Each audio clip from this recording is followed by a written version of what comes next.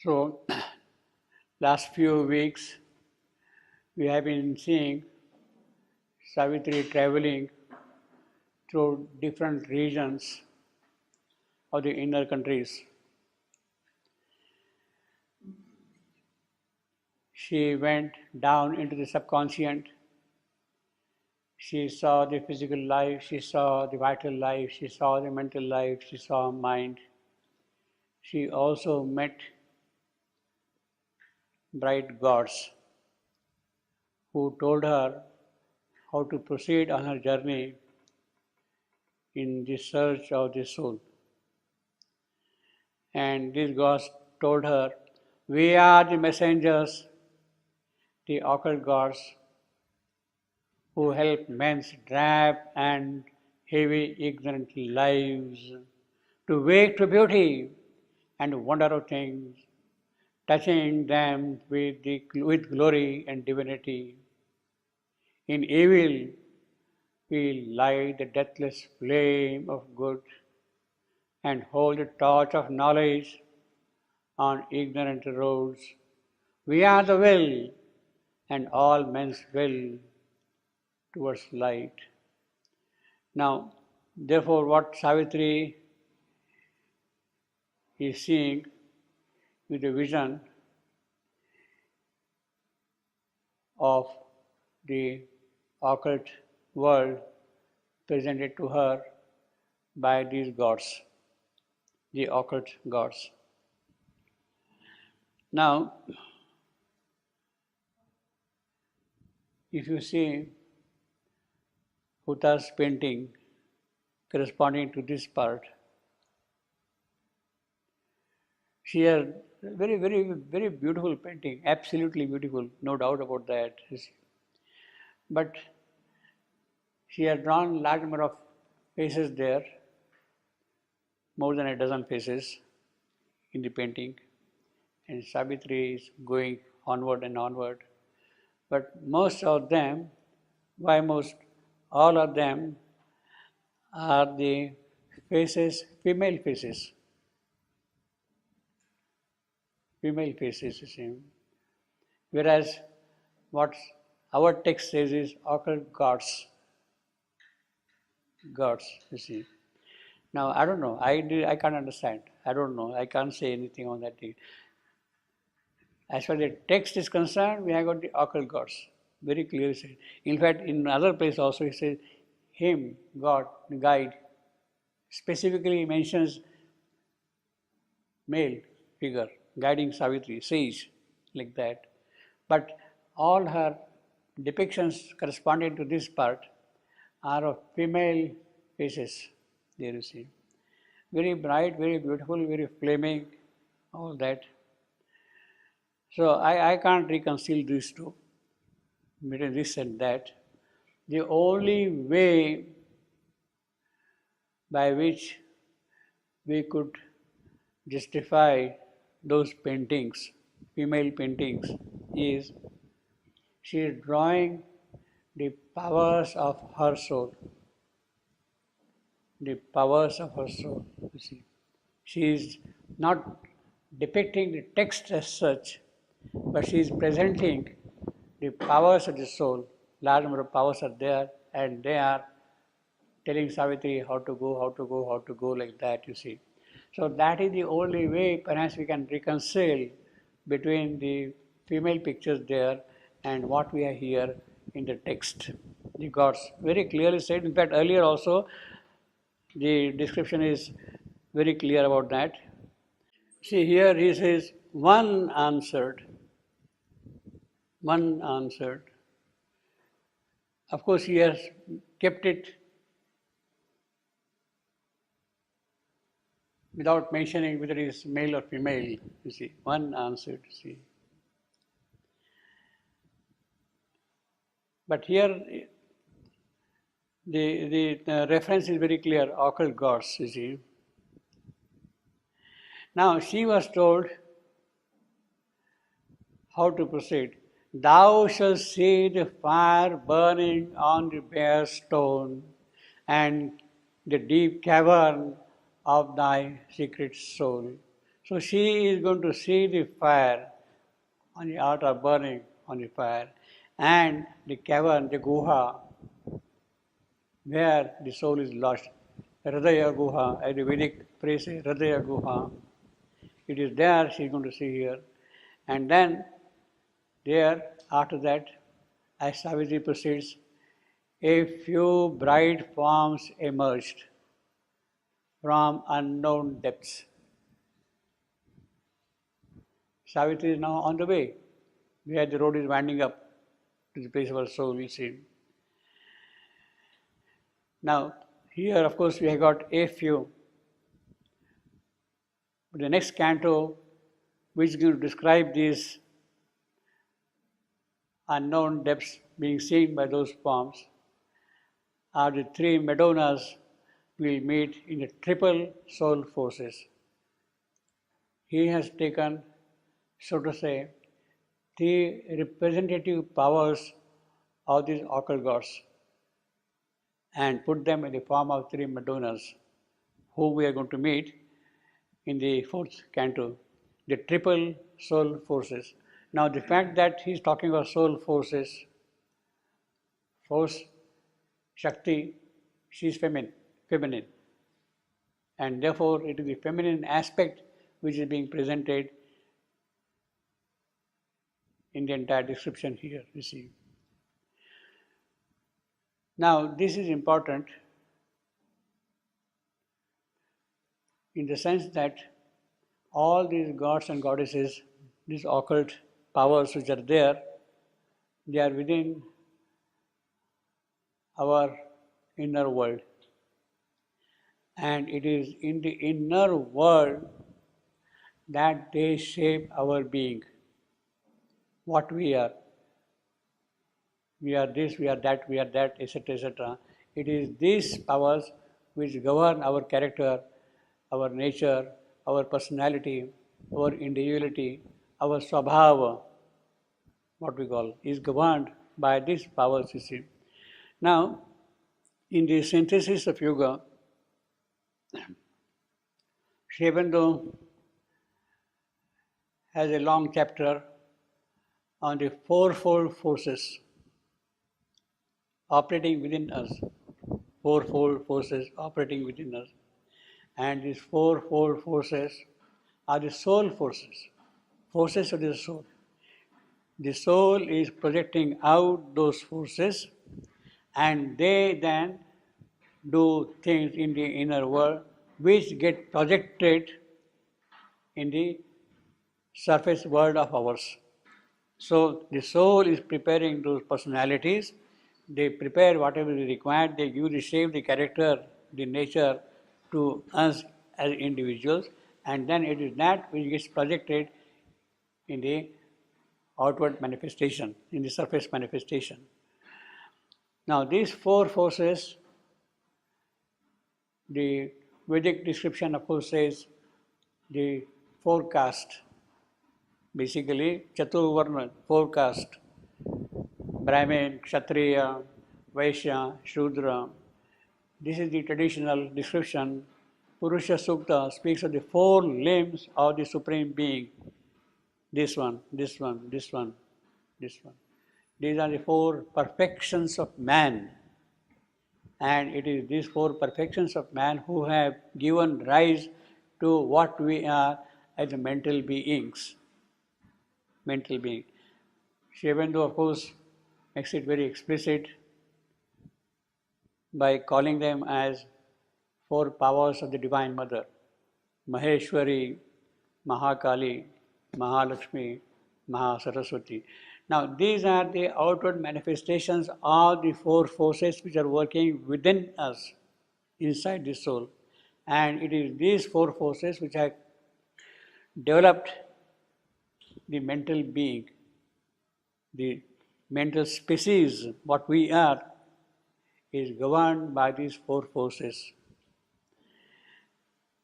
Which means that, in fact, in that little book, The Mother, Sri Aurobindo, after describing the four powers of the Divine Mother, Maheshwari, Mahakali, Mahalakshmi, Mahasaraswati, he says that there are higher powers of the spirit waiting for their descent in the manifestation, waiting for their descent. And the one, the mother of love, it is she who will really bring about the transformation. She has not manifested yet. In other words, our inner being has not prepared itself sufficiently yet to bring her power down here. To bring her power down here. In order to bring that power down here, our inner being has to grow further, which means that our soul has to make progress. Our psychic being has to make more progress, bring more and more of the divine light in it so that it grows and creates these powers within us so that those higher powers can come and stay and then they can express themselves in us. So, unless these four powers are first working here harmoniously, the higher powers of the Divine Mother cannot come. That is the important thing. Maheshwari, Mahakali, Mahalakshmi, not as individuals and separately working by themselves, together harmoniously in the cosmic play. When they work, then only the higher superior powers can come and create a truer, higher inner being. Once that inner being starts getting formed within us, we can say that we are on the way towards the Superman race. The condition for the Superman race is that inner being has to first prepare itself for those powers to come and express themselves here. You see. So it is the soul who has to really aspire, who has to bring down those powers there in the inner world, what is called the subliminal. And once they are established in the subliminal, then the inner being is formed, and that inner being then can start expressing in the outward world. And then there you are. We are Superman, you see. Until then, we have to keep on doing the work, the inner work, you see. So, when he says a few bright forms, very clearly he says, no? Few bright forms are those which have to come out, and yet higher powers have to come out once these are clear. Of these few bright forms, which are now most active in the inner world of ours, are the three Madonnas as given here in this canto, the triple soul forces. So the triple soul forces and these fourfold soul forces of the synthesis of yoga, they have to be read together, you see, in a certain sense. Of those and many more of those, he is describing here just three. Just three, you see. Because here says a few. He is not talking of all of them, just a few, three, you see. Now, before we get into the details of the text, let me tell you something about the nature of this canto. My usual favorite game of statistics connected with this canto, you see. Now,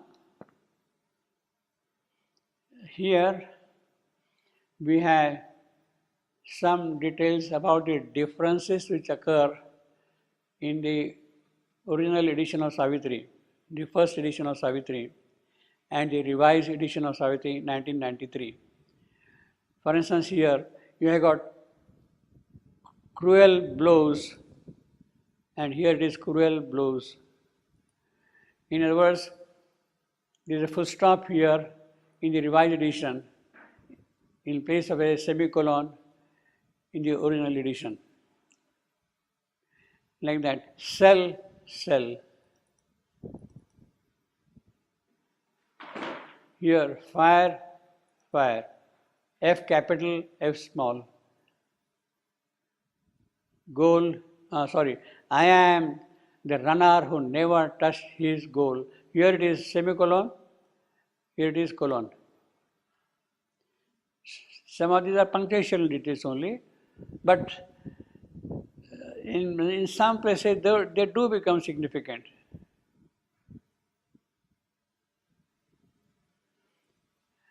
I am shown God's stamp and my own signature. In the revised edition, this true is missing. True is missing. And so on. In all, there are 87 differences between the revised edition and the original text we have got, plus one additional line in the revised edition. The number of lines, in terms of number of lines, there is one additional line in the revised edition. I will tell you that also.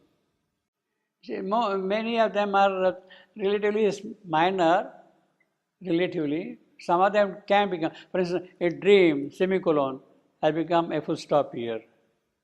But here, eternal death, D is capital, D is small here. See.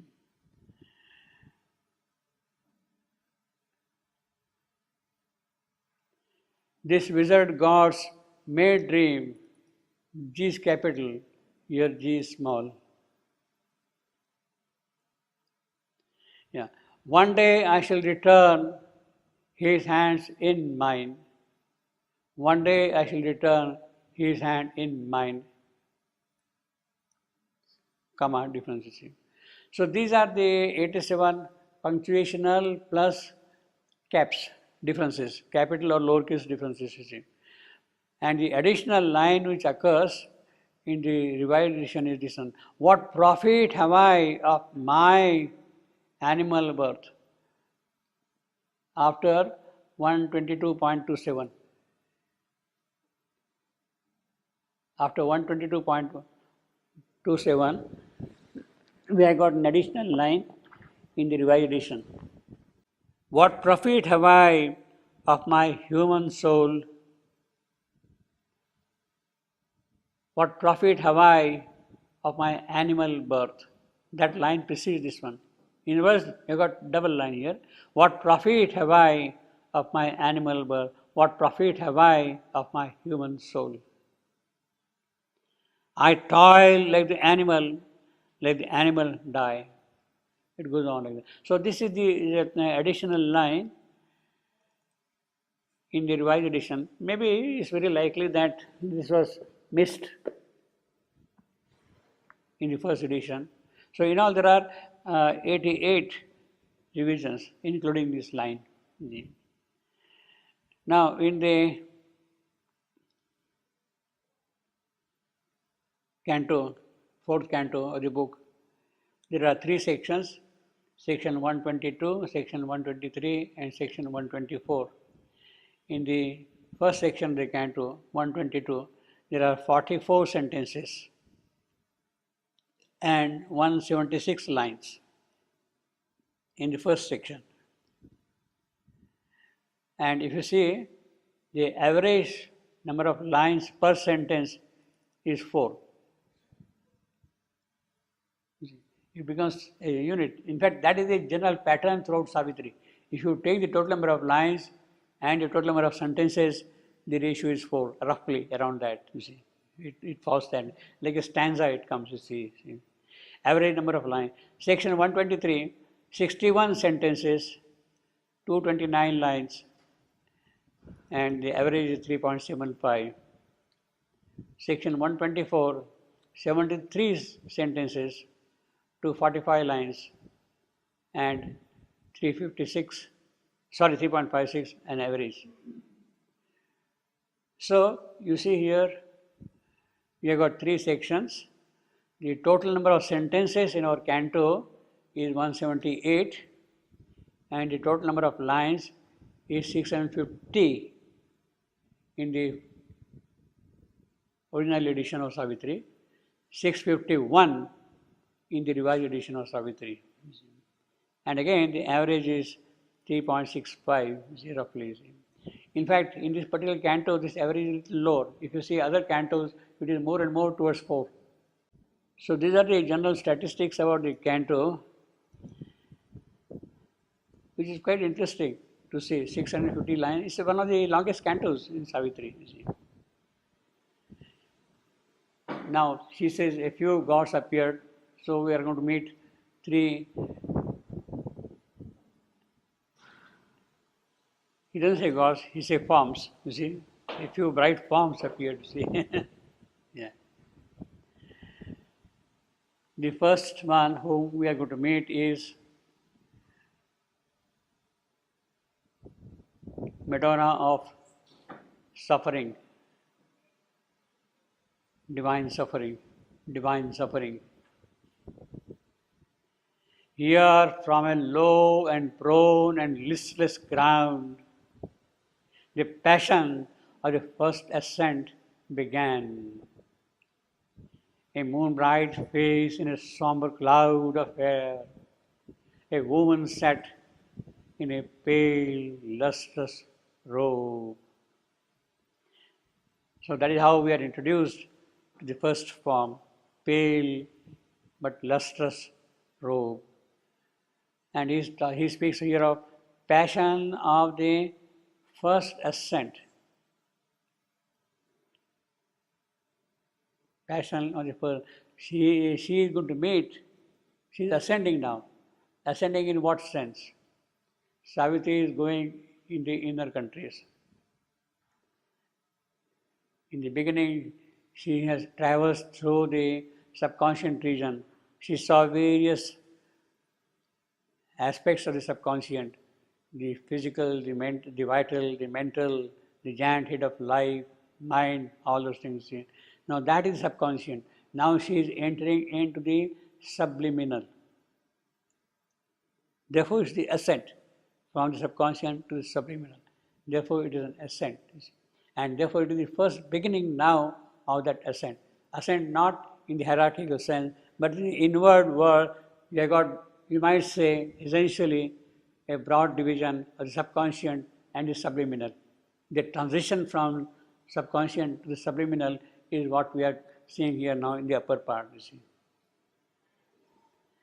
The passion of the first ascent began, a moon-bright face in a somber cloud of hair. A woman sat in a pale, lustrous robe. So she is there, suffering, full of pity, full of sorrow, because the condition of the world. Why full of sorrow? Because she is the one who is closest to the subconscious. She is the one who is the closest to the subconscious. And therefore she sees, what is this? I am like that, and what is this kind of a thing here? This is a pity, divine pity, as he says here later on. Divine pity. So we can say that pity, in Sanskrit, pity would mean karuna. So this lady, she is the lady of pity, of karuna, sympathy, of some kind of sympathetic feeling for people, you see, karuna, pity. So we can say this, she is the karunamayi mata, karunamayi ma, you see, full of sorrow, suffering for her creature, for her children, you see. A moon-bright face in a somber cloud of hair, that is her hair, you see. Beneath her feet, a rugged and ragged soil was her bare seat. So she is sitting on a stone, rugged stuff, rough, ragged, wounding, piercing, edges coming out like that. Soil was her bare seat. Beneath her feet, a sharp and wounding stone. So that is what we have got down below, you see. A divine pity on the peaks of the world, a spirit touched by the grief of all that lives. She looked out far and saw from inner mind, this questionable world of outward things.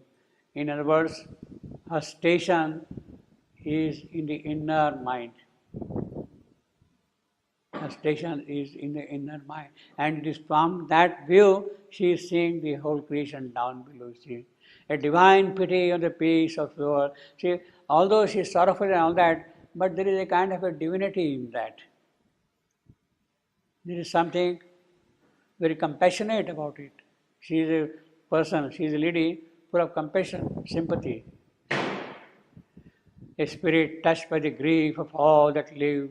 She looked out far and saw from inner mind this questionable world of outward things, of false appearances and plausible shape, this dubious cosmos stretched in the ignorant void. So this is what she is seeing down below from the inner mind. So this is the inner mind vision of things down below. Plausible shape, this dubious cosmos stretched in the ignorant void, the pangs of earth, the toil and speed of the star, and the difficult birth of the dolorous end of life, sorrowful end of life. She is watching the whole thing from there above, from above. In the Sanskrit text, there is a description in the Shakta or the Agama system of spirituality, of the occult knowledge. There is a description of the three Shaktis which operate here. Shambhavi Chaiva Shakti Cha Mantri Chaiva. Let me read again. Shambhavi Chaiva Shakti Cha Mantri Chaiva Shiva Game. These three powers, he is describing here three powers. To some extent, I got that kind of a correspondence here. Shiva taught in the Agama three kinds of initiation. How you do the Shakti Puja, Shakti worship, Shakti rituals, three types. Shambhavi, she produces knowledge in the Jiva, or the soul inners. Shakti, the power of the Guru enters into the soul of the disciple. That is Shakti. She enters into the soul of the disciple. Mantri, it is the mantra, the uttering of the word of power in the ears of the disciple. It is that which prepares him to begin his Shakti Yoga.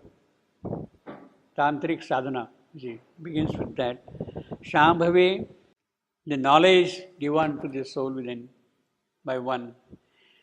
It is the power of the word of tapasya which is passed on to the disciple, to Shishya. The power of the tapasya, that is the power of the Guru. Naturally, you worship Guru, you don't condemn him, you don't talk about him like a like a human being in the sense, you see. It is the power of the Guru which is given to him, you see. If you are a true Shishya, the mantri, the uttered word, mantra, it is that which resonates in the physical when it is given to the Guru. When it is that which is uttered, then it starts working on the physical plane. The power of the mantra is that which starts working on the physical plane, basically. It has an impact on the physical itself directly. That is the greatness of mantra sadhana, japa, mantra japa.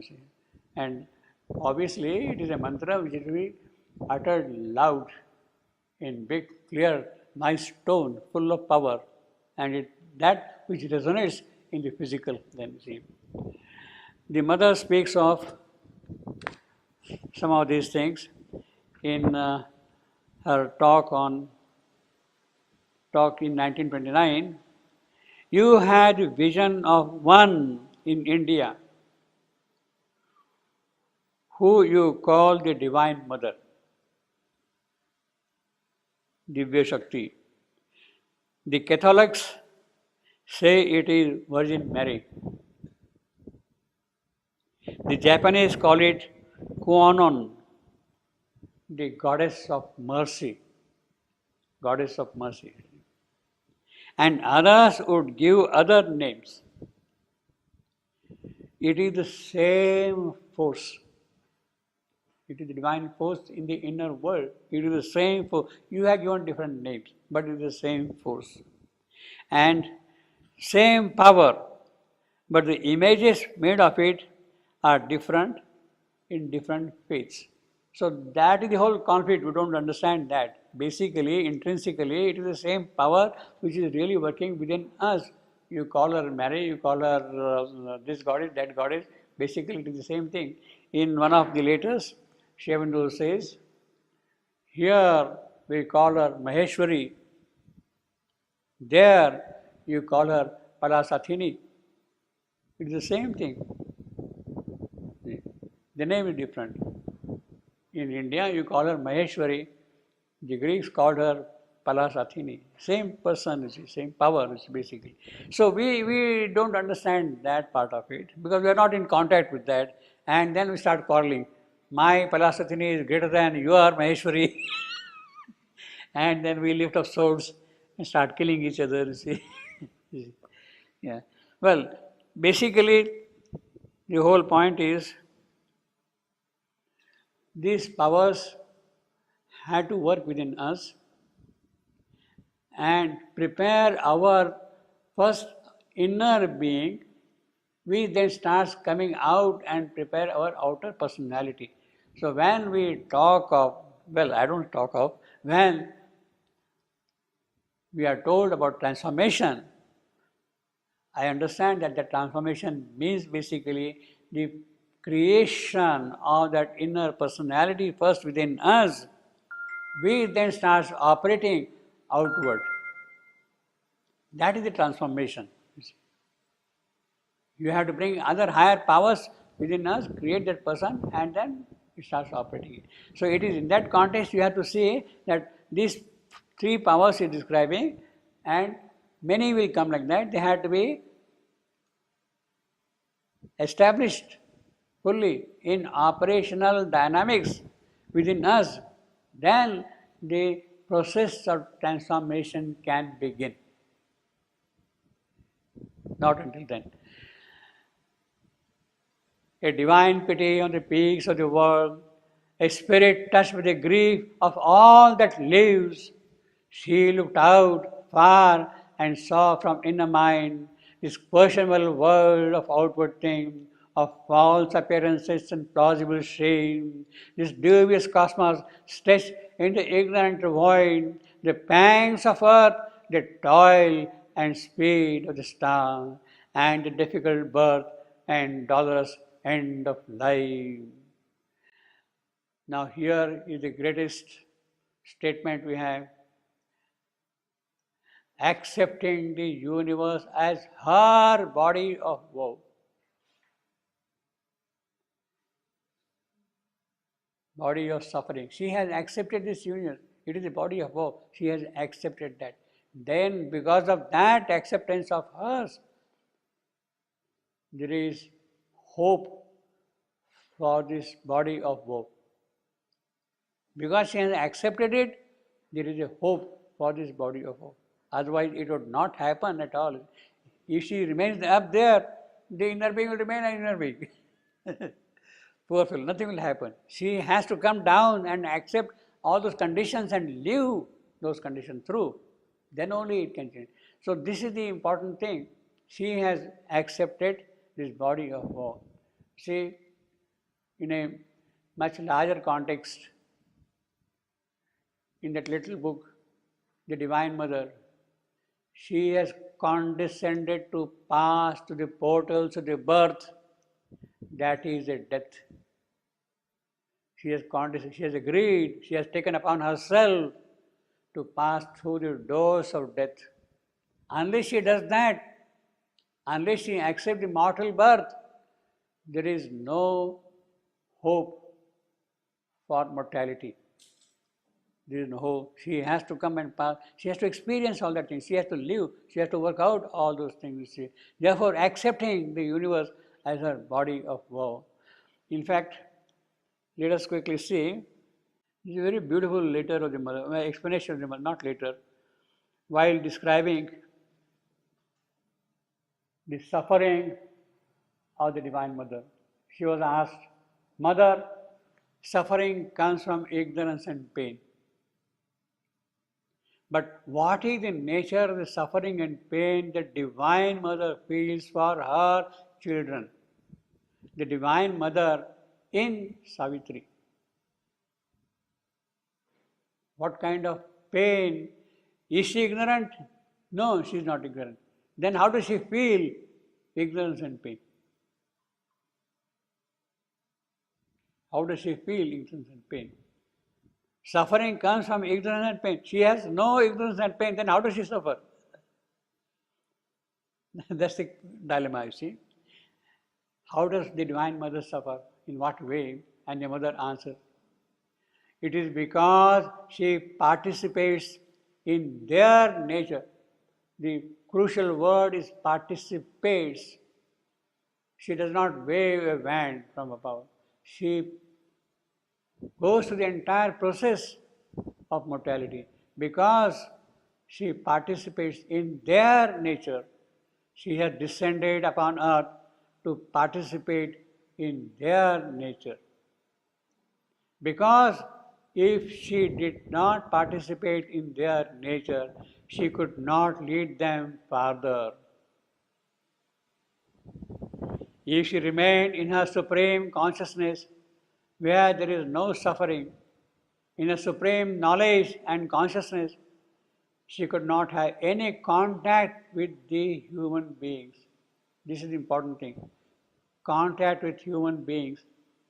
Unless you have that contact, how can she help human beings? She has to experience that thing. And that is exactly what we are going to see here. This divine pity, the Madonna of suffering, the first Madonna in the Triple Soul Process. She has to have contact with human suffering, human being. Then only she can help the human being. And it is this that she is obliged to take on the human consciousness and form. It is to be able to enter into contact with them. Only her beauty is only she does not forget. She accepts that thing, but she does not forget who she is. Her knowledge is there. She is not doing this thing in the world of ignorance. She is participating in the ignorance with the full knowledge of the conditions of ignorance. She does not forget who she is, you see. She has adopted their consciousness, etc., etc. He said, one could not do anything. Did Savitri foresee what she was going to do? Well, this is a slightly different context. She said so. You are not ready it. She had even been told that she would be alone, obviously. And she said, I am ready to be alone. Ready to be alone. That is why the significant death occurs in the lonely forest. There is nobody there around. She is alone, absolutely alone.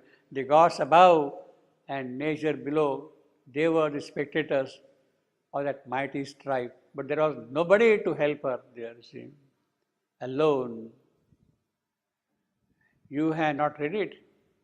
It is in the canto they recited last year. This particular canto, what we are doing, you see. Canto 4. Did she know she would meet the mother of sorrows? The mother of might? Indeed, she did. She is meeting now. In fact, she is telling you what she is doing. It is said all along that she knew all that was going to happen. It is written clearly. Indeed, to each of them she says clearly, I shall bring to you what you need. You lack strength, you lack power, I shall come back and give strength. You are divine compassion, divine pity, but without strength. I shall come back and give you power. Consequently, she knows it. She tells her later on, you see. Else she would not say so. If she did not know, how could she say so? See, she knew what it was there. If Savitri, the mother of sorrows, in Savitri, the mother of sorrows, that is what we are doing, says, perhaps when the world sinks into a last sleep, I too may sleep in dumb eternal peace. Last sleep.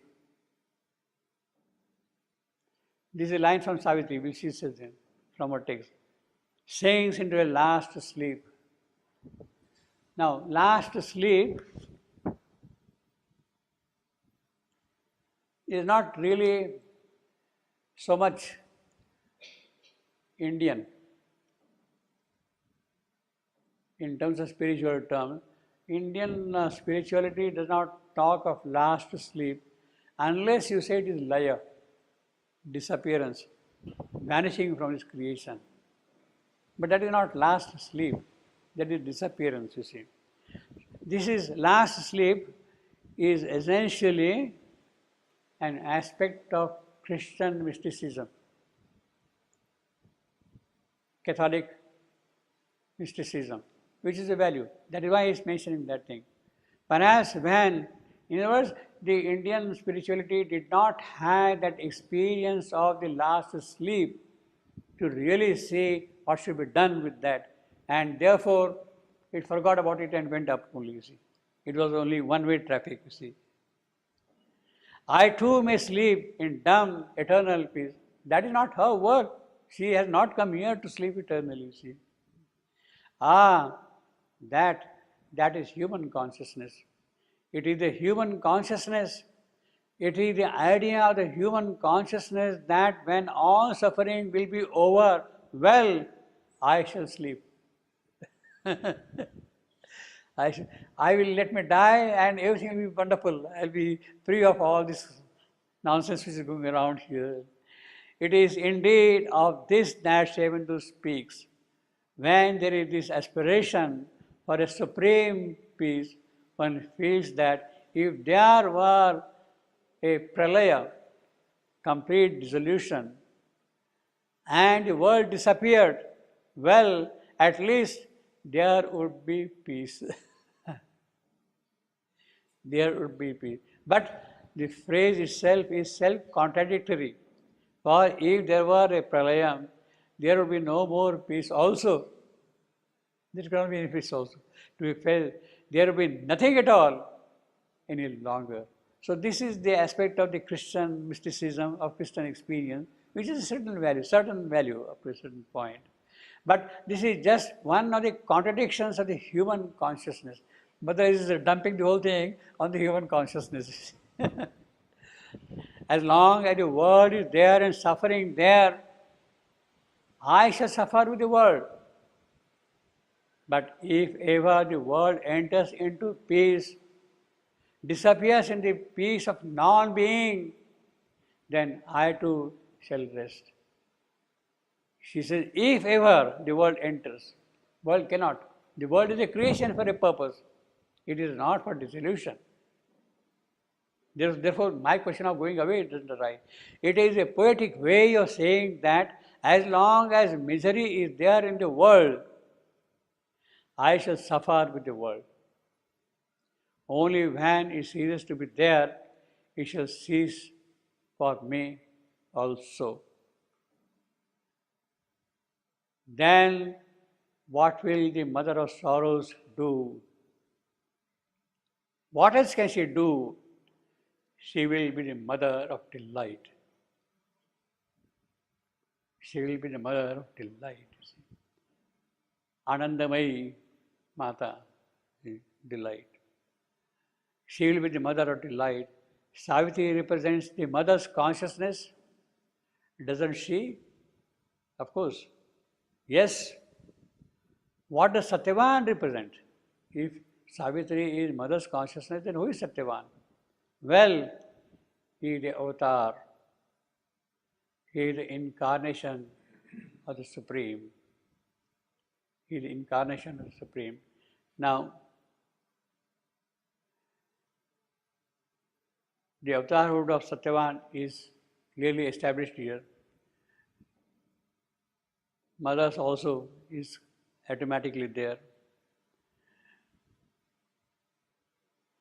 In some other place, the mother says, he is the avatar. She says, he is the permanent avatar. She uses the word permanent avatar. Not like Rama, Buddha, Krishna, come and go like that. He is a permanent avatar. What does that permanent avatar mean? He is the Supreme who had plunged into the utter depths of inconscience when the inconscience got formed. When the separation of the powers of the divine took place from the divine and there was a total void, then the horror of the separation was seen. The horror of the separation from the divine was seen. And to redeem that horror, the Supreme Himself plunged into that void.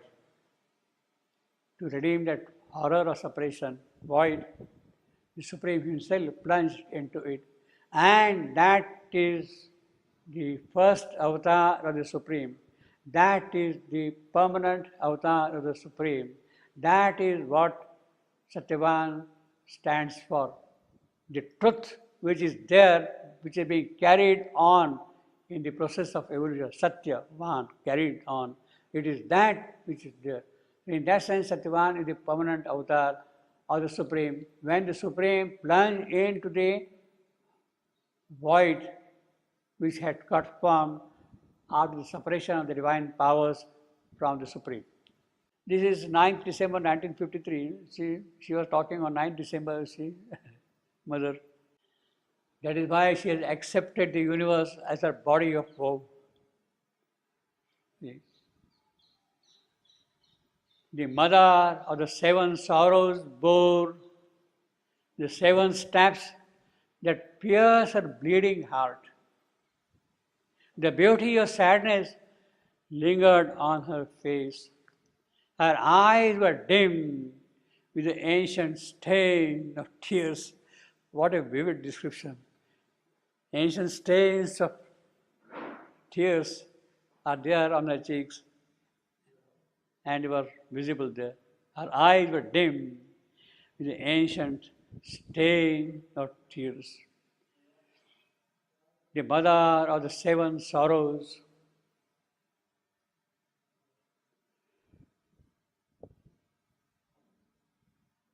and the seven stabs that pierced the bleeding heart. This is a direct reference to Virgin Mary. She suffered the seven stabs. She was the mother of seven sorrows. Mater Dolorosa, the mother of sorrows, Dolorosa. Seven sorrows which the mother of Jesus suffered in her life. Seven sorrows, what are the seven sorrows? They are described. The prophecy of Simeon. We'll look into that thing. The second is the flight into Egypt. The third is loss of the child Jesus in the temple. The meeting of Jesus and Mary on the way of the cross, as he was carrying the cross on the mountain. The crucifixion, that is the fifth sorrow. The taking down the body of Jesus from the cross. She sees her body, her son coming down. The burial of Jesus and putting the stone on the tomb. The prophecy of Simeon, the first sorrow. And Simeon blessed them and said to Mary, his mother, behold, this child is set for the fall and for the resurrection of Israel, of many in Israel. And for a sign which shall be contradicted, and thy own soul a sword shall pierce. He has already prophesied what is going to happen when the child was born. That out of many hearts, thoughts may be revealed. Simeon told the bitter passion of death of Jesus in advance when he was just born, you see. In that moment, she realized in her mind all the insults, blows, and torments which the impious men were to offer to the Redeemer of the world. See, that is how he was condemned while he was carrying the cross, you see. But a still sharper sword pierced her soul. It was the thought of men's ingratitude to her Son. He came to save them, and that is what he is suffering. Ingratitude. Blow, blow, thou winter wind. Thou art not so unkind as man's ingratitude. Man's ingratitude. Winter wind is not as unkind. Thou art not so unkind as man's ingratitude. You see, that is what Shakespeare says. Ingratitude of a son. The flight into Egypt, the second sorrow. And after the wise men were departed, see, they had come, Magi 3. Behold, an angel of the Lord appeared in sleep to Joseph. When the three wise men had come and when they had gone, then the angel told Jesus' father, Joseph, saying, Arise and take the child, his mother, and fly into Egypt, and be there until I shall tell thee. For it will come to pass that Herod will seek the child to destroy him. That was the prophecy made, that he will be killed by the king, who arose and took the child and his mother by night and retired into Egypt. And he was there until death of Herod. That is the second sorrow of the mother. Joseph, being warned by the angel, she had to flee by night in order to preserve her child from the slaughter decreed by Herod. Every child, newborn child, should be killed because he'll be the destroyer of the king. What anguish was hers in leaving Judea, lest she should be overtaken by the soldiers of the cruel king. How great her privations in that long journey, etc. The third sorrow is the loss of the child in the temple. See, while they are visiting in the temple, then he got lost in the crowd, Jesus. And having fulfilled the days, when they returned, the child Jesus remained in Jerusalem. And his parents knew it not. And thinking that he was in the company, they came a day's journey and sought him among other kinsfolk and acquaintances. And not finding him, they returned into Jerusalem seeking him.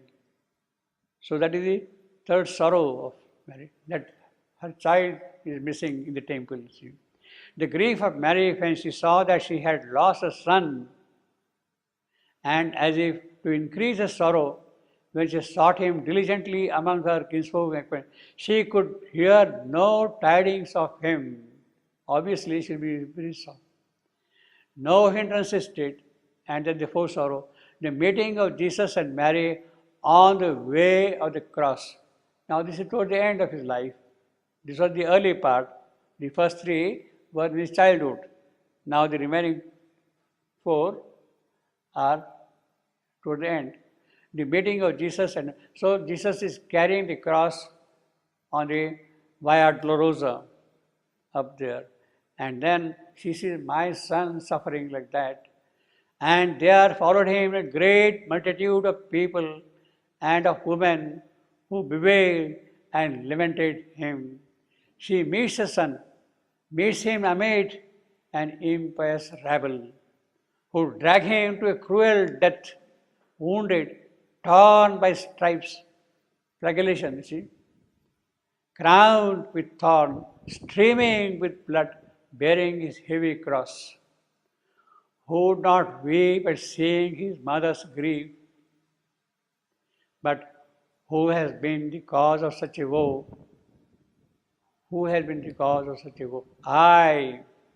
It is I, who with my sins and my ingratitude make him suffer. He has come to suffer. Then the fifth sorrow is, of course, the crucifixion. He is nailed right hand, right leg, nail, and then is pierced to the ribs, you see. They crucified him. Now they stood by the cross of Jesus, his mother. When Jesus therefore had seen his mother and the disciples standing whom he loved, he said to his mother, Woman, behold thy son. These people are saying to her, See, this is the plight of your son. After that he had to the disciple, Behold thy mother.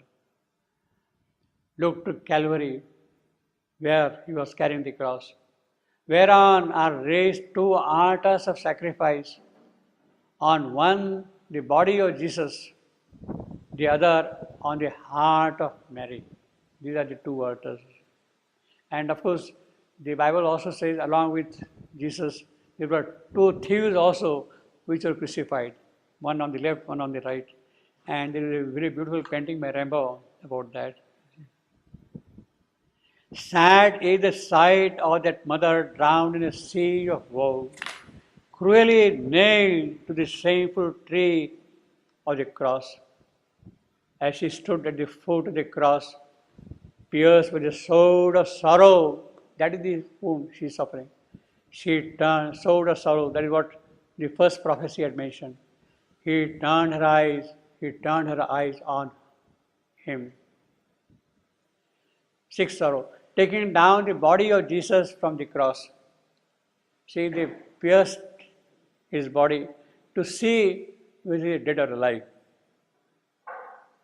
When the spear was pierced into his body and there was no response, they said, Yes, he is now dead. And therefore the body was taken down from the cross. Joseph, a noble counselor, came and went in boldly to Pilate and begged the body of Jesus. And Joseph, buying fine linen and taking him down, wrapped him up in the fine linen. So his body was taken down and it was covered with a linen. Linen of Turin. They say that his impression is there on that piece of cloth, on the linen of Turin, you see. When his body was covered, that impression is formed on the, and they have preserved that thing, you see. She saw the dead body of Jesus on her knees, covered with blood, all torn with deep wounds. O mournful mother, who would not pity thee, whose heart would not be softened, seeing affliction which would move a stone. And the last sorrow, the seventh sorrow, the burial of Jesus, the dead body put in the tomb. Now there was in the place where he was crucified a garden.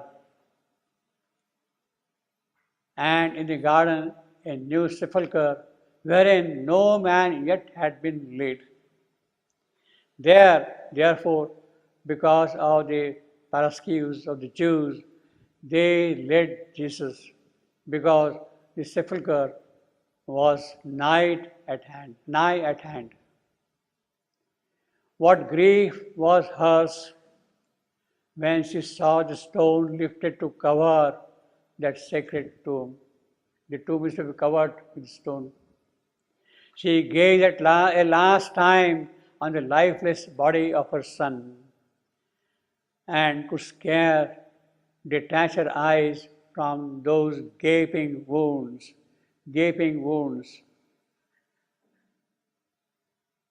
There are 5 wounds on his body. 5 wounds. One right hand nailed, the other left hand nailed, the third right leg nailed, fourth left leg nailed, and one the pierce through his body. 5 wounds. Gaping wound. And when the great stone was rolled to the door of the sepulchre, then indeed her heart seemed torn from her body. Well, obviously,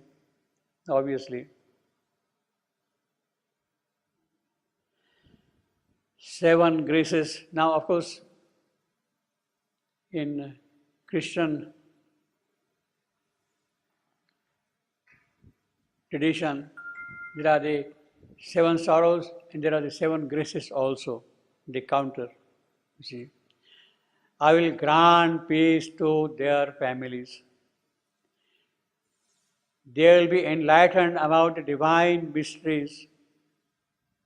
I will console them in their pains and I will accompany them in their work. I will give them as much as they ask for, as long as it does not oppose the adorable will of the Divine Son or the sanctification of their soul. I will defend them in the spiritual battle with the infernal enemy. I will visibly help them at the moment of their death. They will see the face of their mother. I have obtained from my divine Son that those who propagate his devotion to my tears and dolors will be taken directly from this earthly life to eternal happiness, etc., etc. That is the 7th vision. Now,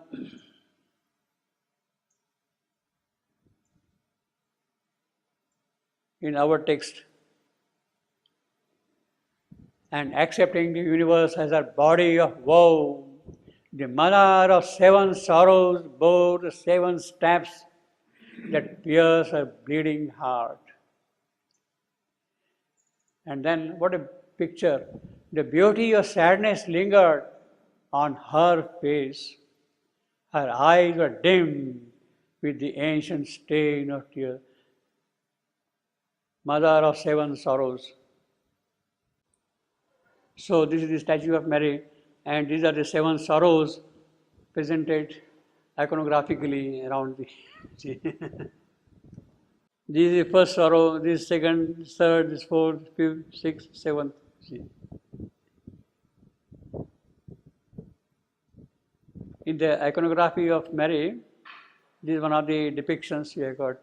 Man of sorrows, she is talking about the mother, you see, who comes in response to this one, mother of sorrow. When I was a child of about 13, mother speaking of that is in 1891. And this she has written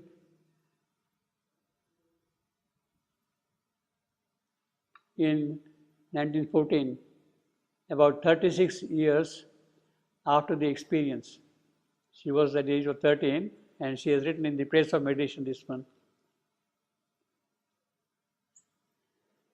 When I was a child of about 13, for nearly a year, every night, as soon as I had gone to bed, it seemed to me that I went out of my body and rose straight up above the house, then above the city, very high above. Then I used to see myself clad in a magnificent golden robe, much longer than myself, as a child of 13, you see. And as I rose higher, the robe would stretch, spreading out in a circle around me to form a kind of immense roof over the city. Then I would see men, women, children, old men, the sick, the unfortunate coming out from every side. They would gather under the outspread robe, begging for help, telling of their miseries, their suffering, their hardships. In reply, the robe, supple and alive, would extend towards each one of them individually. The moment you touch the robe, and as soon as they had touched it, they were comforted or healed, and went back into their bodies happier and stronger than they had come out of them. Nothing seemed more beautiful to me as a child. Of course, what a beautiful thing, no? Nothing could make me happier.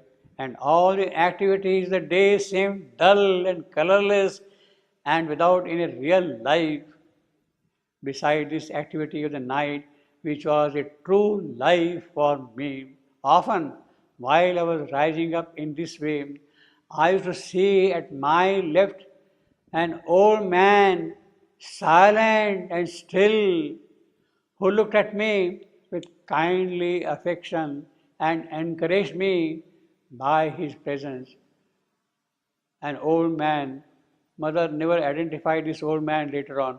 You see, who he could be. You see, she was not asked also by anybody who could be. You see, silent and still, who looked at me with kindly and affection.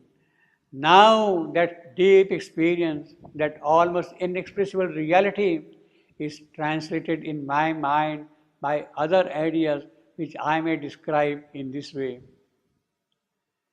Many a time in the day and night it seems to me that I am, or rather my consciousness is, concentrated entirely in my heart, which is no longer an organ. It is not a physical, physiological heart, no longer an organ, not even a feeling, but the divine love, impersonal, eternal, and being this love, I feel myself living at the center of each thing upon the entire earth. And at the same time, I seem to stretch out immense, infinite arms and envelop with a boundless tenderness all beings, clasped, gathered, nestled on my breast that is vaster than the universe, vaster than the universe. Words are poor and clumsy. O Divine Master, and mental and mental transcriptions are always childish. But my aspiration to Thee is constant, and truly speaking, it is very often Thou and Thou alone who livest in this body, this imperfect means of manifesting Thee. May all beings be happy in the peace of Thy illumination. That is the grace she is granting. That is the grace. May all beings be happy in the peace of Thy illumination. 22 February 1914, after coming here. No, sorry, before coming here to Pondicherry, AC. Well, let's move on. Accepting the universe as her body of woe, the mother of the seven sorrows bore, the seven stabs that pierce her bleeding heart. The beauty of sadness lingered on her face. I think there is something also, seven steps. Yeah, seven steps. Now this is a little metaphysical. Sri Aurobindo talks of sevenfold ignorance in the life divine. 7 types of ignorance, and each is a step. While they are on the cosmic scale, each is a step for us as an individual. Original ignorance. We are ignorant of the Absolute, which is the source of all being and becoming. Who that is, where from we come, absolutely no knowledge of it. We take partial facts of being, temporal relations of the becoming for the whole truth of existence. That is the first, the original ignorance. Cosmic ignorance, second. We are ignorant of the spaceless, timeless, immobile and immutable self of Atman.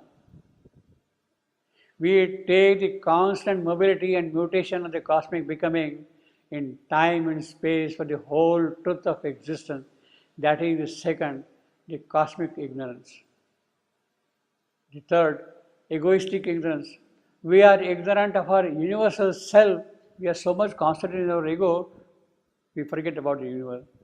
The cosmic existence, the cosmic consciousness, our infinite unity, with all being and becoming, we take our limited egoistic mentality, vitality, corporeality for our true and self-regard, etc. The temporal ignorance. Next, we are ignorant of our eternal becoming in time. We are in time, but there is an eternal becoming of progress. We take this little life in a small span of time, in a petty phase of space for our beginning, our middle, and our end. That is the fourth, the temporal ignorance. Fifth, psychological ignorance. Even within this brief temporal becoming, we are ignorant of our large and complex being, of that in us which is superconscient, subconscient, intraconscient, circumconscient to our surface becoming. So our surface becoming is all we know, but there are many other dimensions which are not known to us. We take the surface becoming with a small selection of overtly mentalized experience for our whole existence. That is the fifth psychological ignorance. Constitutional ignorance. We are ignorant of the true constitution of our becoming. We take the mind or life or body or any two of these or all the three, our true principle or the whole account of what we are. The fourth dimension is not known to us. Losing sight of that which constitutes them and determines its occult presence and is meant to determine it sovereignly by its eagerness, by its emergence, their operation. That is the sixth, constitutional ignorance. And the last, the practical ignorance. As a result of all these ignorances, we miss the true knowledge, government, and enjoyment of our life and world. So we really don't enjoy life also because we are ignorant of everything. We are ignorant of our thought, will, sensations, action, return wrong or imperfect responses at every point to the questioning to the world, wander in a maze of errors and desires, strivings and failures, etc. That is the seventh, the practical ignorance. So we live in a world of ignorance. Now, while he is describing the life divine as a kind of a metaphysical argument, there is a spiritual reality on the individual level also. Each of these things is present within us. Within us. The inner being is experiencing all these things within us. And it is that which has to grow out, you see.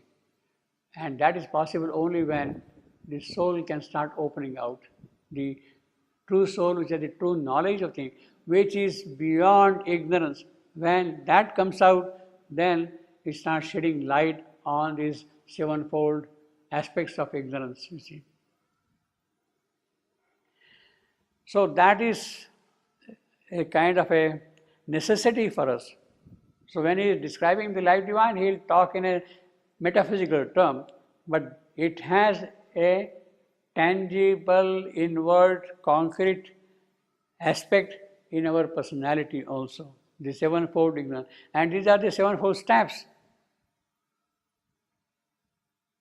7 steps of 7 ignorances we experience all the while. Although here in the description, he is taking, so to say, the picture of Christ. It is, in fact, much larger than that. It is much larger. For the purposes of making it concrete, visible, definite, you present it in the form of the crucifixion of Christ and the sorrows connected with that, a certain truth which has been seized by the Catholic mysticism, it is that. But beyond that, actually it is something more deep, much deeper than that, you see. Of sadness lingered on her face, her eyes were dimmed with the ancient stain of tears, her heart was riven with the world's agony. What a powerful line. Her heart was riven with the world's agony. Riven, split, broken, fissured, split. Her heart was riven with the world's agony. This is what we have seen also, see. And burdened with the sorrow and struggle in time, and anguished music trailed in a rapt voice. Anguished music trailed in a rapt voice, you see. Her voice is rapt, but there is the anguish in that voice. And burdened with the sorrow and struggle in time. Now, this is a very powerful description. Let me tell something different in that context. This word riven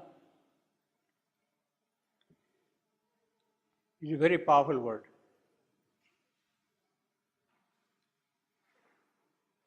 There is a line in Savitri where this word appears. Got it? 68.85. Alone a process of events was there, and nature's plastic and protean change, and strong by death to slay, strong by death to slay, you see, or to create, by death to slay or create, the riven, invisible atoms, omnipotent force. The riven, invisible atoms, omnipotent force. So it is that which can create, which can destroy. Create or destroy both. Strong by death to slay or create. This is one of the most beautiful lines. The riven, invisible atoms, omnipotent force. See, this word riven had that kind of a condition. Her heart was riven, split, broken, fissured. The riven, invisible atom. Atom is riven, is broken, split. That is the atom bomb. Atom bomb. And suddenly you see, the riven, invisible atom, omnipotent force, that light, force, power, which can create or destroy, as it says. It is that strength of word riven, which is here. Her heart was riven, you see, which is present here, which can destroy or create something new. With the worst agony, her worst agony is there, which can either destroy that thing or create something new out of that, you see. That is the kind of an intensity of her feeling of emotion is there. Now this line, the riven, invisible atoms, omnipotent force. Omnipotent is a very big word, of course, but it has that power. Because it can create, it can slay, death. Death's force can create, it can destroy. Therefore, it is omnipotent. It is that strength of death is there in that atom. This line describes what we see in the atomic explosion. The first bombs were dropped on Nagasaki on 8th August 1945 in the morning at 8 o'clock. And then see the havoc it created. And the second bomb, 2 days after that, Hiroshima, and could see the havoc it had created. That was in 1945 as a visible experience to the world. But here the yogi is writing this thing in 1942. This line was written by Sri Aurobindo in 1942. He has already seen the power of the bomb. 1942. This line is 1942 line, the first appearance of it. He has already seen what havoc it can create. The riven, invisible atoms, omnipotent force. He has already seen that power in the atom.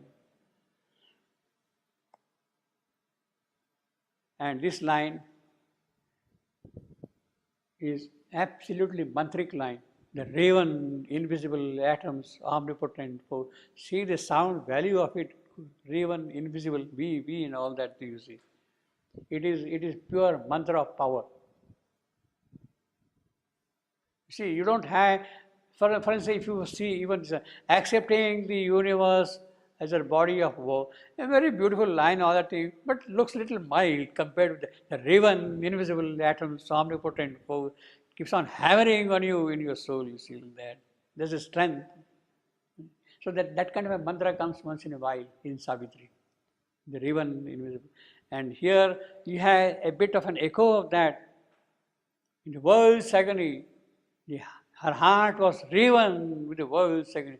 That word riven. See, just imagine now, her heart was fissured with the world's agony. Gone, totally gone. See, her was cracked, split. No, no, no, it will not do. The only word is this one, more just, riven. And therefore it is a strength of abolishing world's agony. It is that which gives the kind of a mantric effect to the whole thing. So how Sri Aurobindo knew about it and all that is a great mystery. In 1942, actually, although the atom bomb was exploded in August 1945, 3 years after this, the first nuclear chain reactor which demonstrated the possibility of splitting the atom was demonstrated on 2nd December 1942. 2nd December 19. This first graphite reactor went into operation to establish the chain reaction, nuclear chain reaction. 1 neutron producing 3 neutrons, 7 neutrons, and exploding, that kind of a thing. Control chain reaction. That was demonstrated on 2nd December 1942. Now, this line is in 1942, but before 2nd December. See? See? He had another way of doing things.